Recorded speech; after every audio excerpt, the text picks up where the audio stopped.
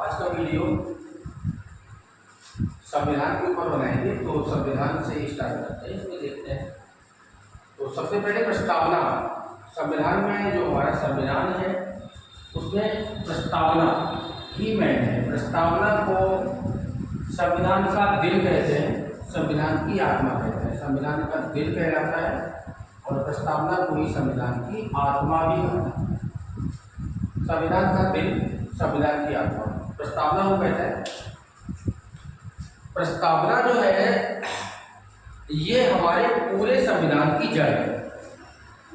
संविधान में जो कुछ भी है, कहीं पर भी अगर कोई चीज़ समझ में नहीं आती, पूरे संविधान में जो कुछ लिखा गया है वो इसके ही इर्द गिर्द लिखा गया है। कोई चीज़ समझ में नहीं आती है तो उसकी व्याख्या, संविधान की जब व्याख्या की जाती है तो प्रस्तावना से ही लेके की जाती है कि प्रस्तावना के मूल शब्द क्या कहते हैं।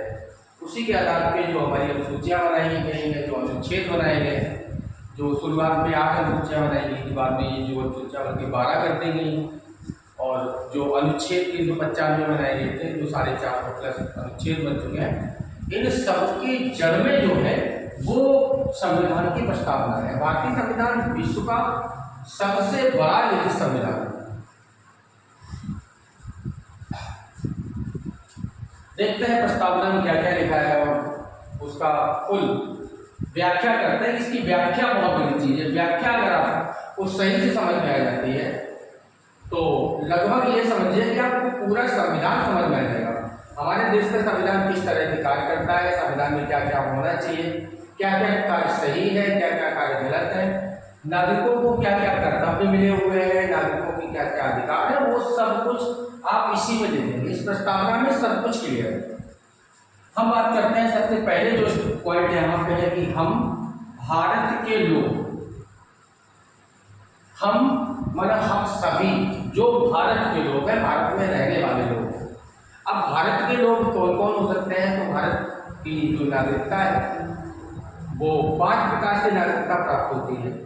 जन्म से, जिसका जन्म भारत में हुआ है, जिसके माता या पिता में से किसी एक का जन्म भारत में हुआ है, या राष्ट्रीयकरण के द्वारा किसी को नागरिकता दी गई है, या हमारे देश ने किसी देश का को अधिग्रहण कर लिया गया है, या कोई समझौता के द्वारा हमारे देश में जुड़ा है। तो 5 प्रकार से हम भारत के लोग बनते हैं। एक तो ये है हम लोग क्या है, जिनका जन्म हुआ है वो भारत के लोग हैं। तो इस तरह 5 प्रकार के लोग होते हैं। संविधान में जो हम भारत के लोग कहा गया है ये 5 प्रकार से बनते हैं और 3 प्रकार से भारतीय नागरिकता समाप्त भी होती है। हम आपको कैसे कन्फर्म करें, हम आप लोग कैसे ये कन्फर्म कर पाए कि हम भारत के लोग हैं? तो आपको 5 चीज़ों में से किसी एक चीज़ के अंतर्गत होना चाहिए। या तो हमारा जन्म भारत में हुआ हो तो हम भारत के लोग कहलाएंगे, या फिर हमारे माता या पिता में से किसी एक का जन्म भारत में हुआ और उसकी नागरिकता भारतीय, तो भारतीय कहलाते हैं। तो इस तरह से 5 प्रकार से मिलती है। 3 प्रकार से नागरिकता भारत की चली जाती है। हमारे भारत देश की एकल नागरिकता है। एकल का मतलब क्या है कि हम अगर भारत की नागरिकता लेते हैं, अगर भारत की नागरिकता हमारे पास है तो किसी अन्य देश की नागरिकता हमारे पास नहीं रहेगी। और अगर हमने किसी अन्य देश की नागरिकता ग्रहण कर ली है तो हमारी भारतीय नागरिकता अपने आप स्वतः समाप्त हो जाएगी। तो एक तो यह है कि अगर हमने किसी अन्य देश की नागरिकता स्वीकार कर ली है तो हमारी नागरिकता चली जाएगी। दूसरा इसका ये होता है कि कोई व्यक्ति अपने आप भारत की नागरिकता छोड़ना चाहे, जिसे लगे कि भारत में हम नहीं रहना चाहते हैं तो भारत की नागरिकता स्वतः छोड़ सकता है। तीसरी जो कंडीशन होती है कि देश किसी की नागरिकता छीन ले। कोई अगर बहुत ज़्यादा देश विरोधी कार्य करता है, देश की गतिविधियों के विरुद्ध कार्य करता है तो भारत उसकी नागरिकता छीन सकता है।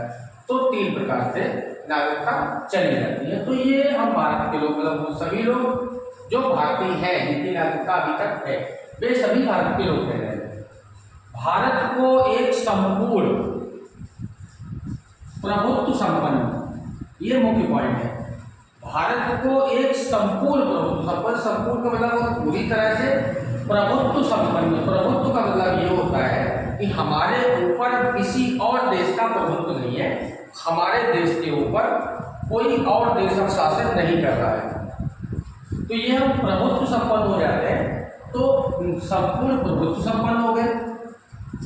समाजवादी, समाजवादी मतलब ये होता है समाज में प्रत्येक वर्ग को लेके चलने वाला, चाहे वो स्त्री पुरुष के हिसाब से हो, चाहे वो जाति के हिसाब से हो, चाहे वो धर्म के हिसाब से हो, तो हम समाजवादी हैं।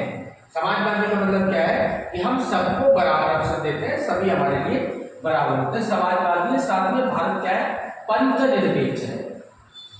पंचनिरपेक्ष का मतलब ये होता है कि भारत का खुद का कोई धर्म नहीं है, देश हमारे देश का खुद का कोई धर्म नहीं है, और प्रत्येक धर्म जो भारत में है उन प्रत्येक धर्मों को बराबर अधिकार देगा। पंचनिरपेक्ष पॉइंट को सही से समझिए कि पंचनिरपेक्ष का अर्थ ये है कि हमारे देश का खुद का कोई धर्म नहीं है, ये हिंदू राष्ट्र नहीं है, ये मुस्लिम राष्ट्र नहीं है, ये बौद्ध राष्ट्र नहीं है, ये जैन राष्ट्र नहीं है, लेकिन हम प्रत्येक धर्म को बराबर मान्यता देते हैं, सबका बराबर सम्मान करते हैं, तो ये हमारा हो जाता है पंचनिरपेक्ष। उसके बाद अगला जो पॉइंट आता है वो लोकतंत्रात्मक गणराज्य बनाने के लिए। लोकतंत्रात्मक का मतलब ये होता है कि लोग जो है ना, जनता का ही तंत्र है, लोकतंत्र है यहाँ पे, कि जनता के द्वारा हुई चुनाव गया जो शासक है वो गद्दी पर बैठेगा, उसको कहते हैं लोकतंत्र। तो लोकतंत्रात्मक है गणराज्य, गण का मतलब होता है जनता, जनता का राज्य होगा, लोकतंत्र के हिसाब से होगा। तो लोकतंत्रात्मक गणराज्य बनाने के लिए तथा उसके समस्त नागरिकों, समस्त नागरिक मतलब जो भी यहाँ रहने वाले लोग हैं, समस्त नागरिकों को, अब आप देखिए यहाँ पे सामाजिक, आर्थिक, राजनीतिक, न्याय 3 प्रकार के हमारे भारत का संविधान, भारत की जो प्रस्तावना है 3 प्रकार से हमें न्याय दिलवाती है।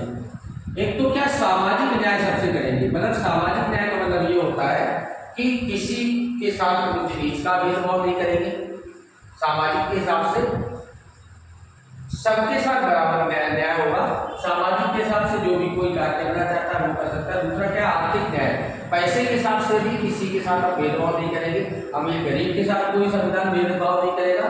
साथ में राजनीतिक न्याय भी मिला हुआ है कि प्रत्येक व्यक्ति को, प्रत्येक समुदाय को, स्त्री और पुरुष, साथ में धर्मों के हिसाब से सबको न्याय मिलेगा, राजनीतिक भी न्याय मिलेगा। तो न्याय 3 प्रकार का हो जाता है, सामाजिक न्याय भी सबको मिलेगा, आर्थिक न्याय भी सबको मिलेगा, और राजनीतिक न्याय भी सबको मिलेगा। तो 3 प्रकार के न्याय हमें प्रस्तावना देती है। इसके आगे आप देखें कि विचार, अभिव्यक्ति, विश्वास, धर्म और उपासना की स्वतंत्रता। तो आप स्वतंत्रता देखें तो हमें कितनी मिली हुई है, 1, विचार, अभिव्यक्ति 2, विश्वास 3, धर्म 4 और उपासना 5।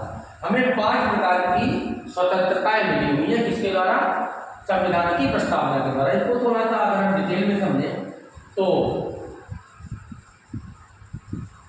जो विचार की स्वतंत्रता है, विचार की स्वतंत्रता का मतलब ये होता है कि हमारे ऊपर कोई भी दूसरा व्यक्ति अपने विचार नहीं हो सकता, हमें अपने विचार के हिसाब से, जो हमें जो विचार अच्छा लगता है हम उस विचार के आधार पर काम करेंगे। अभिव्यक्ति, अपनी बातों को रखने के लिए जो अपनी अभिव्यक्ति है, अपनी बातों को किसी सामने हम रख सकते हैं, हमें स्वतंत्रता है, अपनी बात को कहने की स्वतंत्रता है।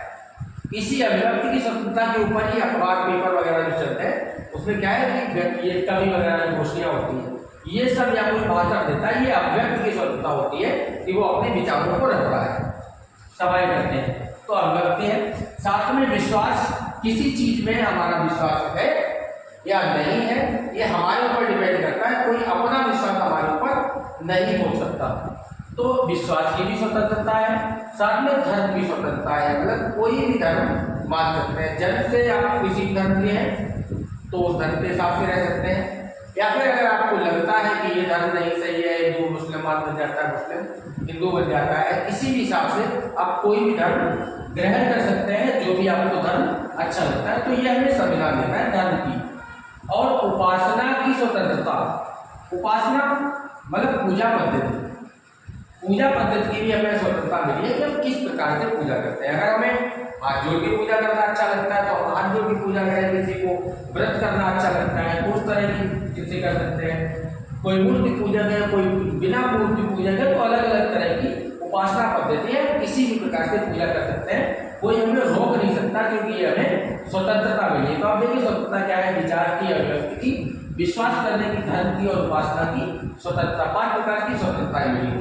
आगे बात करते हैं कि प्रतिष्ठा और अवसर की समता, ये समानता हमें प्राप्त हुई है।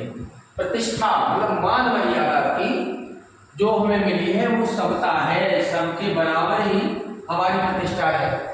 हम अमीर हो, गरीब हो, कोई भी व्यक्ति अमीर या गरीब है, हमारे साथ भेदभाव नहीं कर सकता, हमारी मान मर्यादा से फेल नहीं सकता। ये हमें समता मिली है। एक अमीर आदमी का जो जितनी प्रतिष्ठा है उतनी ही गरीब आदमी की प्रतिष्ठा है, इज्जत सबकी बराबर होती है। अगर आपके ऊपर कोई आपकी प्रतिष्ठा पे आज करता है तो उसके लिए कोर्ट बनाया, आदमी मान हानि का दावा कर देता है कि हमारी जो प्रतिष्ठा है, हमारा जो मान है उसकी हानि की गई है, तो उसके बाद कोर्ट उसे सजा दिलाता है। तो प्रतिष्ठा और अवसर की समानता, मतलब अवसर नौकरियों में अवसर हमें पर्याप्त मिलेंगे, कोई भी कार्य करने के लिए हमें पर्याप्त अवसर मिलेंगे, जो भी हम करना चाहते हैं। किसी को कोई दुकान रखनी है, किसी को व्यापार करना है, किसी को नौकरी करना है, तो अवसर की भी समता हमें समान रूप से मिलेगी।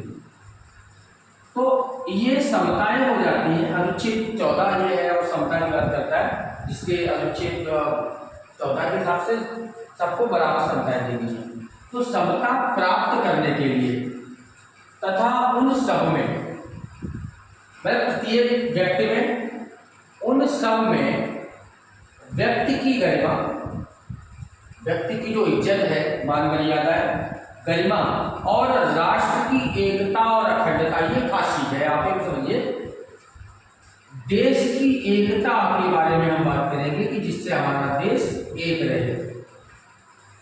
अनेकता में एकता की बात करते हैं। राष्ट्र की एकता खंडित नहीं होनी, किसी प्रकार से अगर कोई राष्ट्र की एकता खंडित करना चाहता है तो उसको दंड नहीं अपराध रहेगा। तो ये क्या है, प्रस्तावना दिया कि राष्ट्र की एकता और अखंडता, एकता और अखंडता को आप दोनों इस प्रकार से समझ सकते हैं कि खंडता मतलब खंड होना और आवाज़ नहीं, हमें खंड नहीं कर सकता, हिंदू किताब से अलग नहीं कर सकता, मुस्लिम किताब से अलग नहीं कर सकता है। हम एक सूत्र में बन जाते हैं कब, जब राष्ट्रगान की बात आती है, जब तिरंगे झंडे की बात आती है, तो हम सब एक हो जाते हैं, एक सूत्र बन जाते हैं। तो ये हमारी एकता और अखंडता, अलग अलग बोलियां, अलग अलग भाषाएं, अलग अलग धर्म होने के बावजूद भी हम एक है, अखंड है, अखंड भारत है। तो राष्ट्र की एकता और अखंडता सुनिश्चित करने वाली ऐसे वो सभी कार्य जिससे और एकता और अखंडता सुनिश्चित रहे, नष्ट न हो, करने वाली बंधुता और भाईचारा बढ़ाने के लिए, ऐसा भाईचारा बनाए जिसमें एकता और अखंडता बनी रहे। हम धर्मों के हिसाब से नहीं लड़ेंगे, जातियों के हिसाब से नहीं लड़ेंगे, हम प्रदेशों के हिसाब से नहीं लड़ेंगे, हम यूपी वाले, हम महाराष्ट्र वाले, हम बिहार वाले, बिहार वाला आया यहाँ सम्मान नहीं किया, तो ये गलत है। तो ये क्या है कि सुनिश्चित करने वाली बंधुता बढ़ाने के लिए, भाईचारा बढ़ाने के लिए दृढ़ संकल्प होकर, पूरा संकल्पित हुए, संकल्प लिया, और वो भी ऐसा संकल्प नहीं, दृढ़ संकल्प है, कठोर प्रतिज्ञा है हमारी, दृढ़ संकल्प होकर अपनी इस संविधान सभा में, जो संविधान सभा बनाई गई थी 1946 में बनाई गई थी, 1946 जुलाई में बनी, और कैबिनेट मिशन के द्वारा अंग्रेजों ने संविधान सभा बनाई। वो संविधान सभा ने 2 वर्ष 11 माह 18 दिन में जो संविधान बना के तैयार किया, तो उसकी बात करते हैं कि अपनी इस संविधान सभा में आज तारीख 26 नवंबर 1949, ये डेट खासकर ध्यान रखें, 26 नवंबर 1949, जिस दिन हमारा ये संविधान है ये बनके तैयार हुआ, उसका कुछ हिस्सा उसी दिन पारित कर दिया गया, वो था 26 नवंबर 1949। इसीलिए 26 नवंबर को ये विधि दिवस या कानून दिवस मनाया जाता है। सबसे पहले 26 नवंबर 1949 को देश का कानून बनके तैयार हो गया, संविधान बनके तैयार हो गया, बाद में 26 जनवरी 1950 को पूरी तरह से इसे लागू किया गया। तो ये 26 नवंबर 1949 को एतद द्वारा इस संविधान को, जो हमारा संविधान बनाया गया है, इसको अंगीकृत, अधिनियमित और आत्मार्पित करते हैं। अंगीकृत करना क्या है कि हम इसे अपने में समर्पित करते हैं, इसे हम अंगीकार करते हैं, अधिनियमित करते हैं, ये अधिनियम बनाते हैं, और आत्मार्पित करते हैं, अपने आप को ही ये पूरा संविधान अर्पित करते सकते हैं। अब अर्पित अपने आप में पूरा संविधान कौन कर रहा है, तो आप देखें यहाँ पे आरंभ में दिया है भारत के लोग। तो ये पूरा जो संविधान है ये अर्पित करने की बात किसके लिए हो रही है, हम भारत के लोग। भारत में कई प्रकार के क्वेश्चन बनते हैं। पहले तो ये है हमारे संविधान की जो प्रस्तावना है वो किन शब्दों से शुरू हो रही है, तो शब्दों प्रारंभिक शब्द है भारत के लोग, और अंतिम शब्द क्या है कि अंगीकृत, अधिनियमित और आत्मार्पित करते हैं। ये हमारे संविधान सभा के अंत में थोड़ा सा बात ये करते हैं कि संविधान का अर्थ क्या होता है। सम और विधान दो शब्दों से मिलकर ये बना हुआ है संविधान शब्द। सम का मतलब होता है समान, और विधान शब्द भी विधि से, विधि के पीछे इसमें प्रत्यय लगाया गया है। विधि का मतलब होता है कानून। संविधान का मतलब सबके लिए समान विधान है, सभी के लिए, चाहे स्त्री हो पुरुष हो कोई भी हो, उन सबके लिए समान विधान जो बनाया गया उसको कहते हैं संविधान। संविधान दो प्रकार के रहते हैं, लिखित होता है, मौखिक होता है। तो कुछ ऐसे देश हैं जिनका मौखिक संविधान है, मौखिक रूप से चल रहा है, कुछ ऐसे देश होते हैं जिनका संविधान लिखित रूप में। तो हमारे भारत देश का जो संविधान है वो लिखित रूप में है। आगे हम आपको अगले वीडियो में और भी काफी कुछ बताएंगे। जैसे ये है कि भारत जो देश होते हैं वो कितने प्रकार से कार्य करते हैं।